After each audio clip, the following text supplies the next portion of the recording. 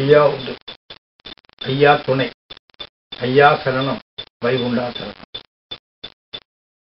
ஐயாவுடைய அவதார தினம் இன்று அற்புதமாக கொண்டாடப்படுகிறது. இன்று அவனி முழுக்க அறியப்படுகிற ஒரு காலகட்டத்தை அது அடைந்திருக்கிறது. ஐயா அவதரித்தார். அன்று அவர் அவதரித்த பொழுது அவரை சார்ந்திருந்த மக்கள் தான் ஐயாவை அறிந்து உணர்ந்திருந்தார்கள், தெரிந்து சேர்ந்திருந்தார்கள். அவருடைய வாழ்க்கையை ஐயாவளிக்கு வசப்படுத்திய காரணத்தினால் இந்த தென்புலத்திலே ஐயாவளி காலூன்றியது, வேரூன்றியது, அது வளர்ந்தது. அந்த வளர்ச்சி பிறருக்கு எட்ட வேண்டும். பிறரும் அந்த ஐயாவுடைய வழியிலே பயணத்தை ஆரம்பிக்க வேண்டும். அப்படி தொடர்ந்தால்தான் இந்த உலகம் உய்ய முடியும், கலியுகம் முடிந்து தன்மயுகம் மலர முடியும். எனவே உலகம் அறிய வேண்டுமானால் இந்த ஐயாவுடைய அவதார செய்தி உலகம் அறிய வேண்டும். அதற்காகத்தான் ஐயா அவதரித்து 100 ஆண்டுகளாக ஐயா அவதரித்த நாளை யாரும் கொண்டாடவில்லை. அந்த நாள், அந்த நல்ல நாள், உலகிற்கெல்லாம் கலிமுடிக்க அவதாரம் வந்த நாள். அந்த நாள் அறியப்படாமல் கூட இருந்தது, அகிலத்திரட்டிலே இருந்தது. இங்கே நம்மை அறிந்த மக்கள் தெரிந்திருந்தார்கள்.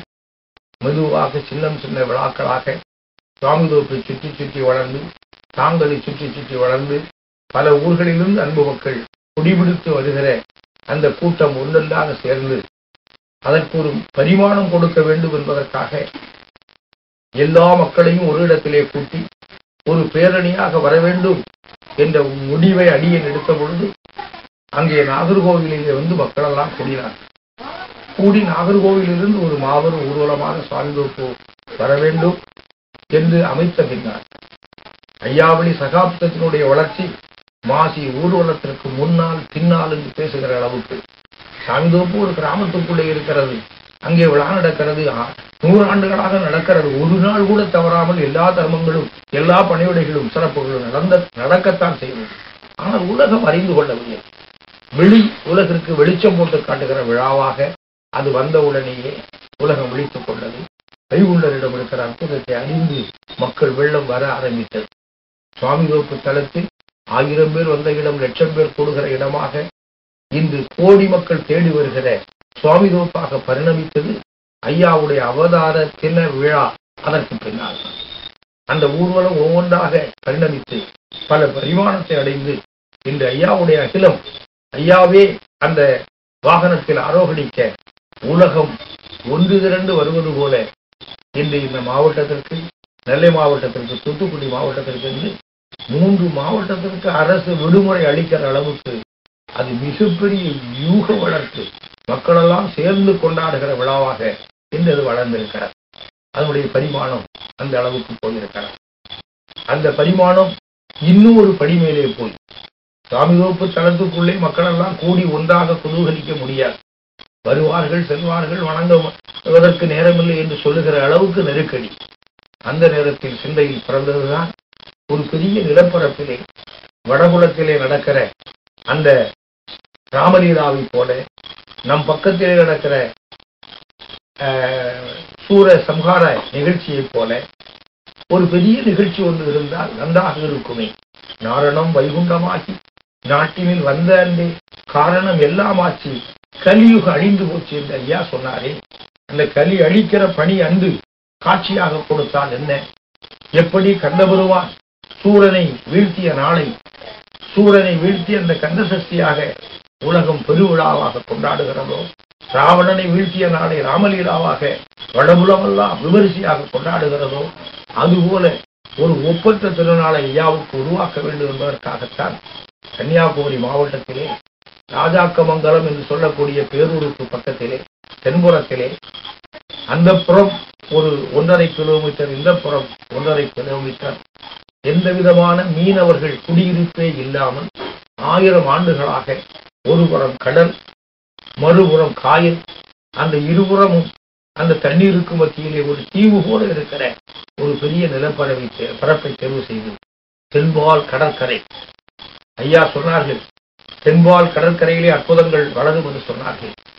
இந்த உலகில் ஐயா வந்து வளர்ந்து வாழ்ந்து இந்த உலக மக்களையெல்லாம் வாழ்வித்துக் கொண்டிருக்கிற பொழுது ஐயாவுடைய அந்த தென்பால் கடற்கரையில் அங்கே கோபுரமும் மண்டபமும் தாவரமாய் தலங்கள் தன்னால் துலங்கும் என்று சொன்னார்கள். அதுபோல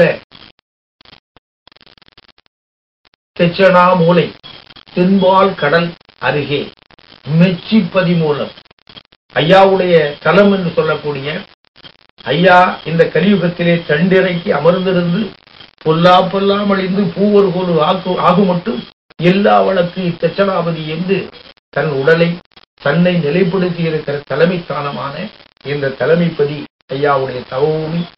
அவர் கலி முடிவது வரை தவக்கோலத்திலேயே இருந்து கொண்டிருக்கிறார். நமக்காக, இந்த உலக நன்மைக்காக, உலக கலி முடிவதற்காக தவமாகவே இருக்கிறார்.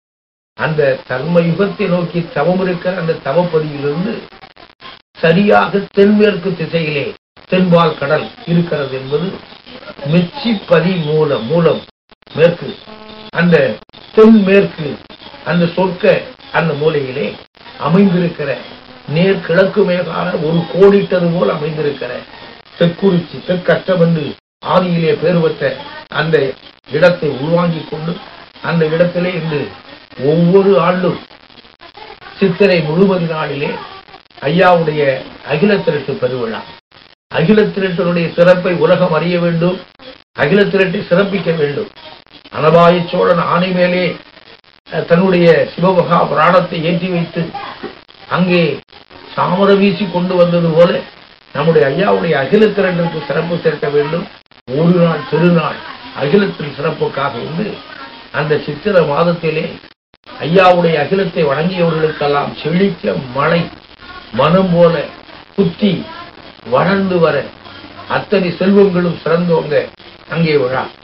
அந்த இடம் அற்புதமாக இருக்கிற காரணத்தினாலும் அந்த இடத்திலே அனைத்து மக்களும் கூடுகிற ஒரு பெரிய பரப்பு இருக்கிற காரணத்தினால் மாசி விழா ஊர்வலத்தோடு போனது விழா என்று, தேரோடு போனது திருநாள் என்று, ஊர்வலத்தோடு முடிந்தது மாசி விழா அவதார தின விழா என்று போய்விடக் கூடாது என்று இங்கே இருந்து சரியாக 3 மணிக்கு சாமி தோப்பில் இருந்து மக்களெல்லாம் வாகன பேரடியாக அங்கே சென்று எங்கெல்லாம் இருந்து அன்று ஊர்வலமாக வந்து சாமி தோப்பிலே கூடுகிறோமோ அவர்களெல்லாம் ஐயாவை தொழுதுவிட்டு நேரடியாக அங்கே சென்று கடற்கரையிலே ஒரு மகாபரிய யூகத்தை வளர்த்து அனைத்து இந்து கொடி மக்களும் ஒரு இடத்திலே ஒன்றாக கூடியிருந்து உருவமற்ற கலியை அருவ நிலையிலே இருக்கிறவன்.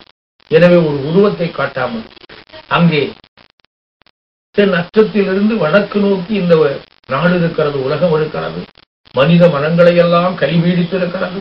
அந்த மாய கலியை வேட்டையாடி அழிக்கிற முகத்தான் ஐயா தங்க அந்த ரதத்திலே அங்கே வீற்றிருக்க அங்கிருந்து வடக்கு நோக்கி அன்பு வாய செய்து வேட்டையாடி கலி வேட்டையாடி அந்த கலி வேட்டை திருக்காட்சி ஐயாவுடைய கலியுக தீர்வை திருக்காட்சி என்று அந்த திருநாள் ஐயாவுடைய அவதார திருவிழாவில் ஒரு மகுடமாக, அந்த மகுடத்தில் சூடப்பட்ட மணியாக ஒரு அற்புத விழா இன்று மக்கள் காணுகிறார்கள். எனவே ஐயாவுடைய அவதார தினம் என்பது ஐயா வந்திருக்கவில்லை ஆனால் இந்த உலகிலே நாம் எந்திரித்திருக்க மாட்டோம். குத்த வைத்து குந்தடித்து வாழ்ந்திருப்போம். கூரை கட்டக்கூடாது, குடிசை கட்டி வாழ வேண்டும், ஜன்னலிடக்கூடாது, கதவிடக்கூடாது, படலை வைத்துக் கொண்டுதான் வாழ வேண்டும். அதுதான் நமக்கு அனுமதிக்கப்பட்டது.